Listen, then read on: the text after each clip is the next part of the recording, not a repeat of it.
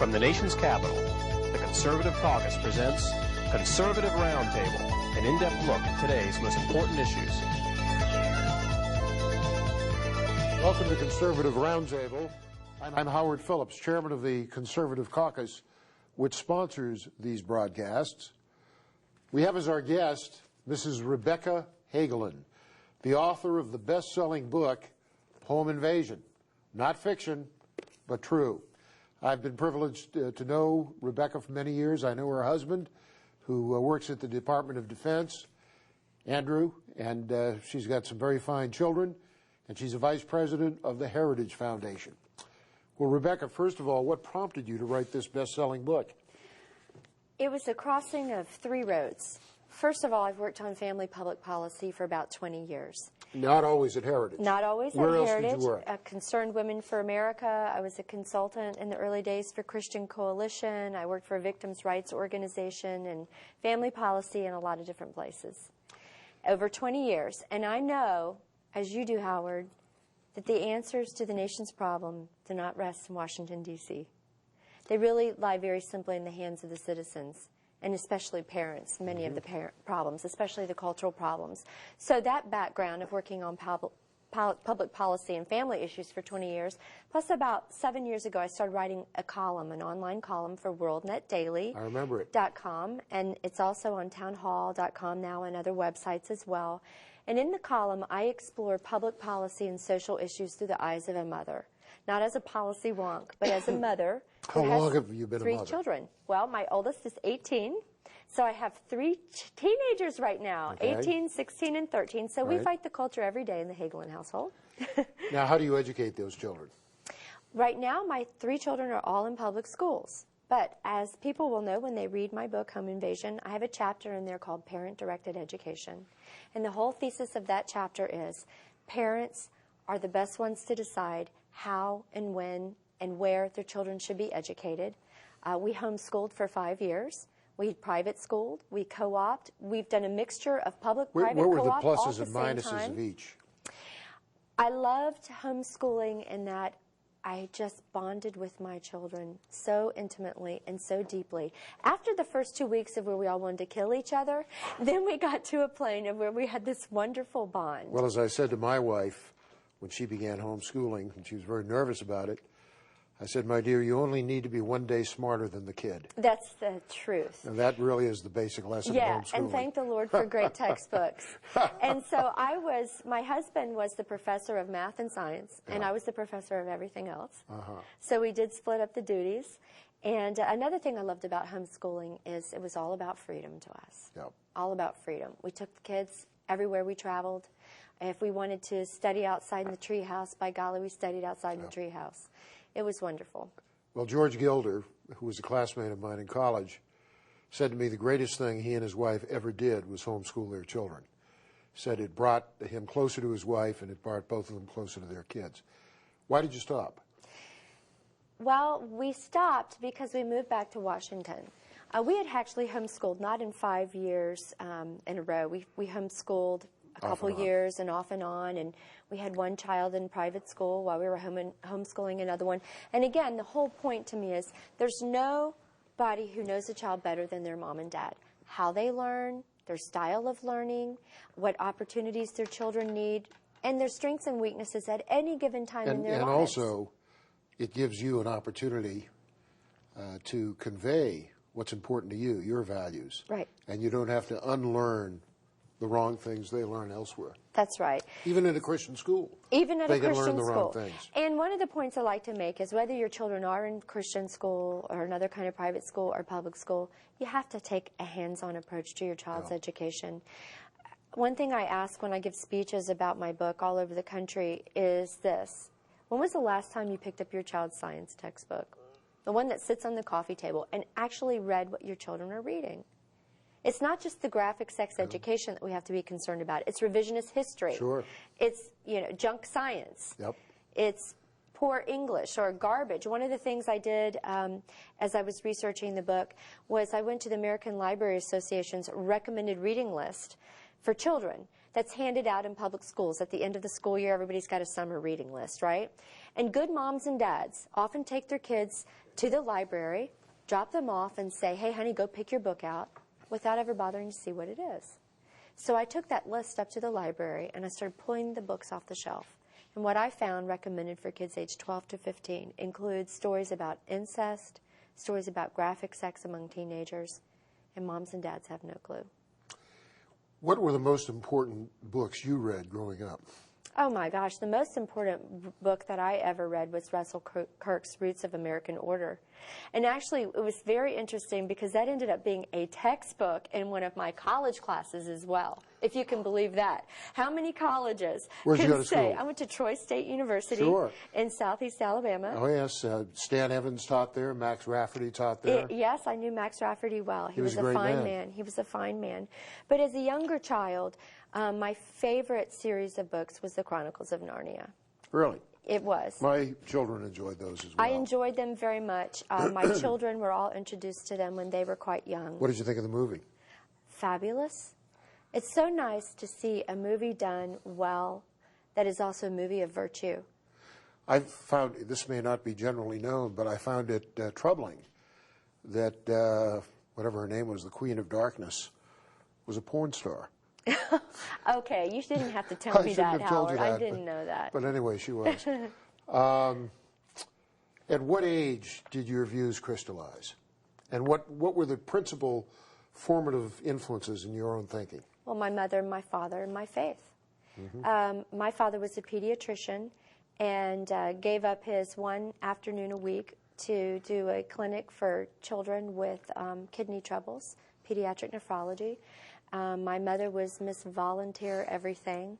And our faith Rebecca was Red, if I very remember much. or That's something. right. Yeah. Wow, you do have a great memory. Well, and I it's been remember your 21 mom. years since my name was Rebecca Red. I've Yep. been married for 21 years, Howard, so I'm impressed. I remember that. But my parents were always very much involved in their culture and their environment. When I was 3 years old, my mother was dragging me around campaigning for Barry Goldwater. And I grew up in a household that really gave back to the community. And I learned at a very young age that it was very important to promote the values in which you believed. How did you meet your husband? Oh, my goodness. How much time do you have? Well, Here's the teaser story. Give me the 15-minute version. The 15-minute. No, Wow. Short. I met my husband on the beach at sunset in Tel Aviv, Israel. Is that right? And the first time I laid eyes on him, he had his Navy whites on. He was a graduate of the U.S. Naval Academy, Right. walking down the boardwalk at sunset in Tel Aviv, Israel. Isn't that interesting? And he now works for Don Rumsfeld at the Defense Department. Actually, he works for the Army Corps of Engineers. He does. He's He stationed was the at guy the who built the Pentagon. levees? No. No. He's the guy that's going to build them right. I got But you. he's with the Army Corps of Engineers. He is stationed in the Pentagon, and his work 24/7 right now is actually working on the levee project. In New Orleans or in California? Well, in the Pentagon, putting together the Bush policy Yeah. and the Bush plan to how to rebuild the levees in New Orleans. What led you to write the book? Well, I started off by saying, working on family public policy for 20 years, writing a column on social issues through the eyes of a mother, and every time I talk about the culture, my email inbox is inundated Now, with emails from parents wanting Your help book with the was culture. published by Nelson Current, Yes, which is part of Thomas Nelson Publishers. that's correct. Did they come to you or did you go to them? They came to me Really? because of my column that has Isn't been that doing great? well. And another publisher came as well, and I felt like they really understood the vision that I had, which was to really let parents know how dangerous the culture is and to teach parents you really can fight back and you can teach your children to tower above today's toxic culture. Home Invasion. That's quite a title. Yeah. How did you pick the title? We're all aware with the cultural garbage that we have now, right, Howard? Yep. You know, all you Home have Invasion, to do is... protecting your family in a culture that's gone stark, raving mad. Right. Well, the thesis of Home Invasion is this. We're aware of the cultural environment on the outside, but I have to say this, Howard. In this cultural sewage environment that we live in, often the American home is the sump for the sewage, and people say, well, how can you say that? Well, I'll tell you how I can say it. Kids pass around pornographic website addresses at school, but they don't view them at school. They come home and in the privacy of their own bedroom, they shut the door and consume hours of pornography. They don't watch trash programs like MTV, which is all about sexuality and violence, at school. They watch it at home. According to the recent Kaiser Family Foundation report on media uses of adolescents, they watch 6.5 hours and consume 6.5 hours Do moms of and media dads a day. know what's going on? No, moms and dads have no clue. Why? Because of 3 reasons, I've pretty much come to the conclusion. We're self-absorbed with our own lives, our own careers, our own jobs, our own homes. Number 2, we're clueless about technology. We're so afraid of technology that we don't realize we've got to get to know how technology works, because our kids do. And then number 3 is many parents today were raised in the me generation of the 1960s, and they never learned how to deal with peer pressure themselves. So they're afraid of teaching their kids. For more of Rebecca Hagelin and this very important book, Home Invasion, stay with us. We'll be back right after these messages. Thank you.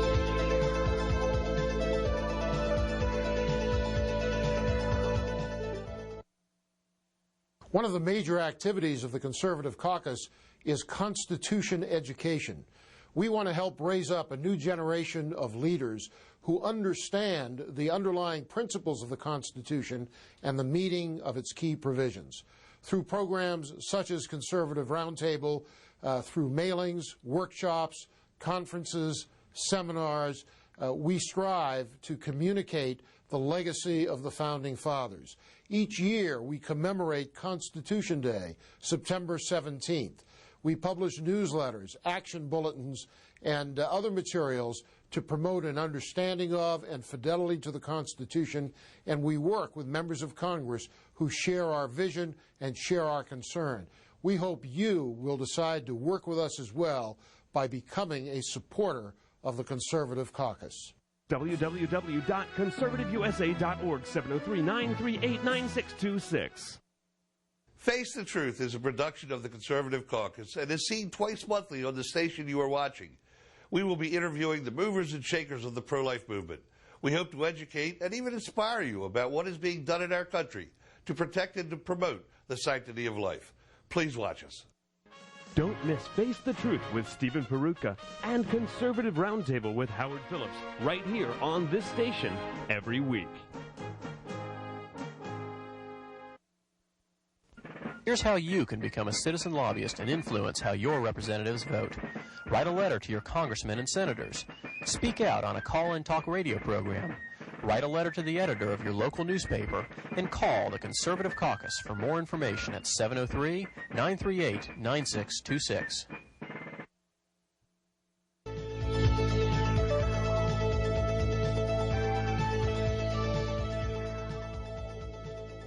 Welcome back. I'm Howard Phillips, chairman of the Conservative Caucus, and my guest is best-selling author Rebecca Hagelin, who says on the cover of her book, Home Invasion, everywhere you look these days, there is sex, violence, and depravity perverting our minds, infecting our hearts, and corrupting our souls. It's coming through the internet, television, magazines, and music, invading our schools, our churches, our communities, even our homes. Mothers, fathers, it's time to fight back. Now, you started to talk about the home being the real danger zone. Sure. What else would you say about that?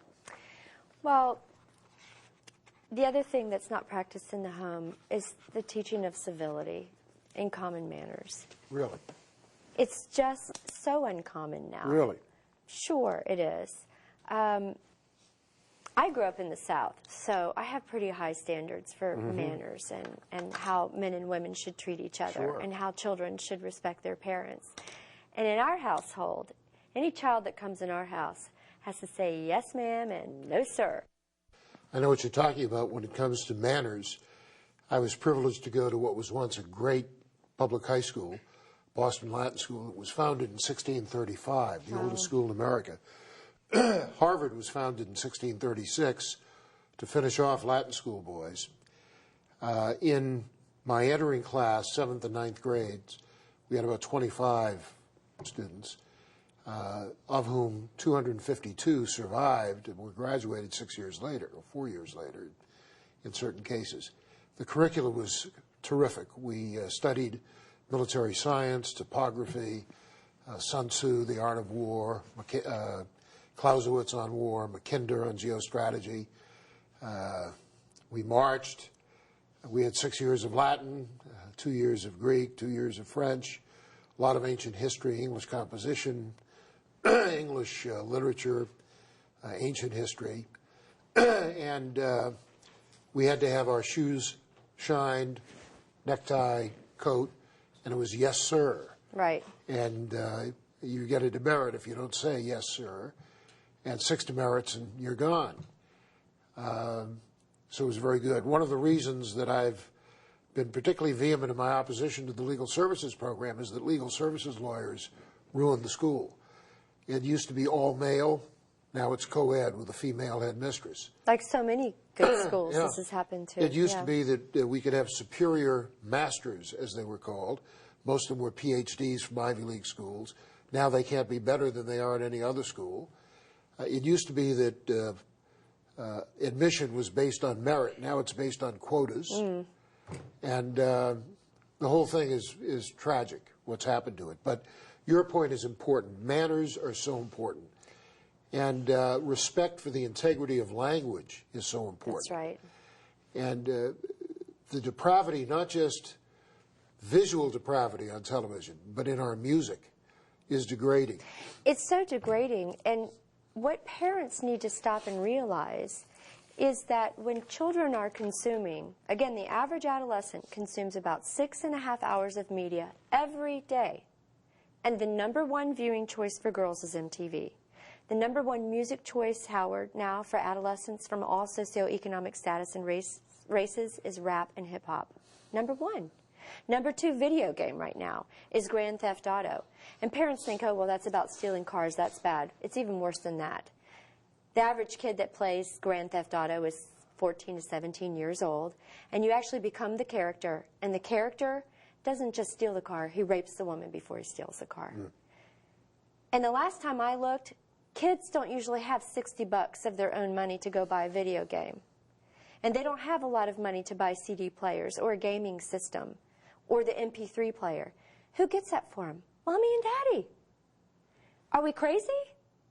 Parents are so disconnected. See, I believe that I don't care if you're a liberal or conservative parent. If you're just a general parent, now you have the wacko activists, liberal activists, but most parents have the same hopes and dreams for their children. We all want our children to grow up in happy families, have happy families of their own, to be marked by character and respect. Well, let's have a little connection here to the messages they're receiving and that they're listening to. We have to understand that the messages that our kids are consuming are helping them turn into the adults they will become. And right now, the messages most kids are receiving and listening to are unhealthy messages. What kind of music do your children enjoy? They enjoy a broad spectrum of music. For instance, my 18-year-old son actually is a musician. He plays the acoustic guitar, the electric guitar, the bass guitar, the banjo, and he's also in the orchestra and plays the bass fiddle. How do you introduce your children to music? By playing it all the time at our house. We always have music on. I love what's commonly known now as Christian praise music. Every morning, I turn on a music with a positive message, a music that has spirituality to it, because it sets the tone for the whole day. In our household, in our children's minds before they go off to school, even if they act like they're not listening to it. My daughter's 13, Howard, and sometimes I hear her humming one of the songs that we've heard, she's had at home. What kind of feedback do your kids give you about their experiences with other children of their own age and their experiences in school? Well, much of it's heartbreaking. So many children today are from broken families. My son right now has a very close female friend whose father left her family and started a second family of his own. And this is a very good lesson for my son about the value of fathers, because his 16-year-old friend is brokenhearted, even though her dad left several years ago. She's often in tears over the fact she doesn't have a father. Children never recover from divorce. They never recover from divorce. And it's a very good lesson, and it's important for us to talk these things through with our children. I'm glad that my son is experiencing the heartache that his friend has. Things are so different today, Rebecca. When I was in the first grade, there was one student whose parents had been divorced out of the entire class. And it was a matter of shame.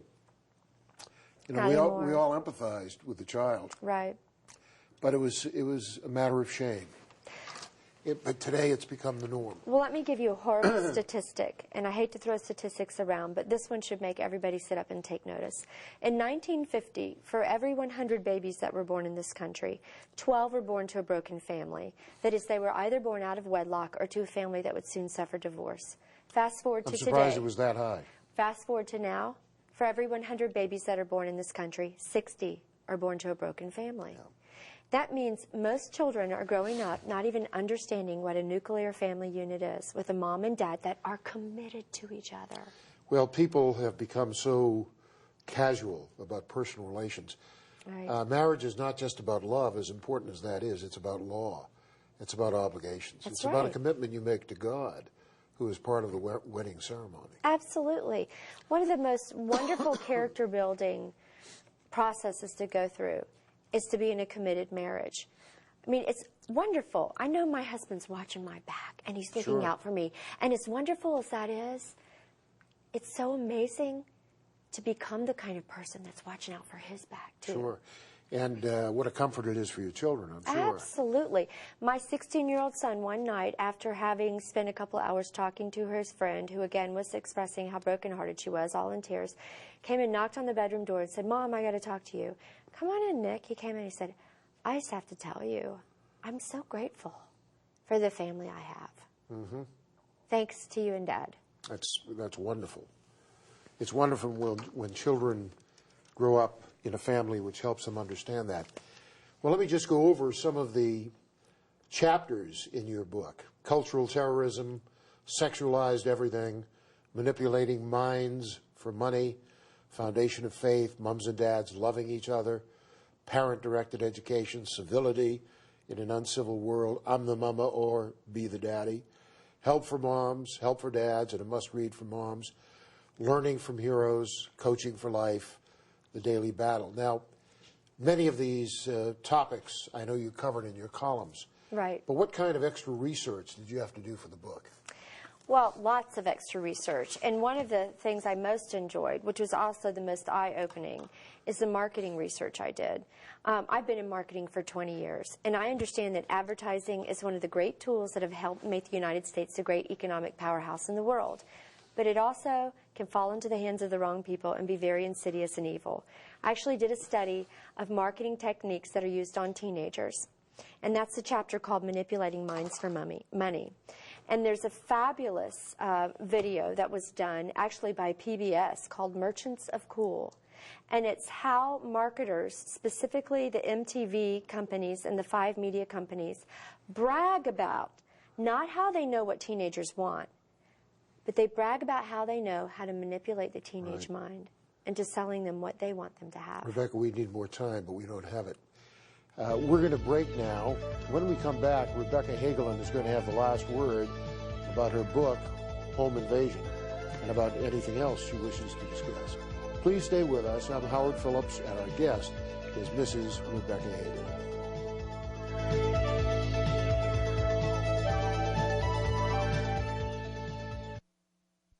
Face the Truth is a production of the Conservative Caucus and is seen twice monthly on the station you are watching. We will be interviewing the movers and shakers of the pro-life movement. We hope to educate and even inspire you about what is being done in our country to protect and promote the sanctity of life. Thank you. Don't miss Face the Truth with Stephen Peruka and Conservative Roundtable with Howard Phillips right here on this station every week.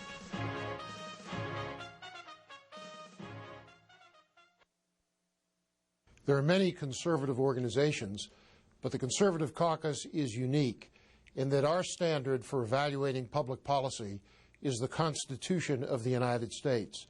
Our goal is to advocate policies which conform to what the Constitution stipulates and to oppose those which undermine the Constitution. It's clear that the federal government has only those powers which are provided in the Constitution, which were initially delegated by the states to the federal government or which were subsequently added by amendment. If we adhered to that principle, your taxes would be lower and your liberties would be more secure. The Conservative Caucus, www.conservativeusa.org or 703-938-9626.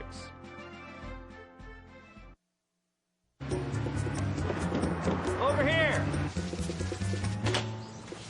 Did you know that the first person to fly faster than the speed of sound was Chuck Yeager back in 1947?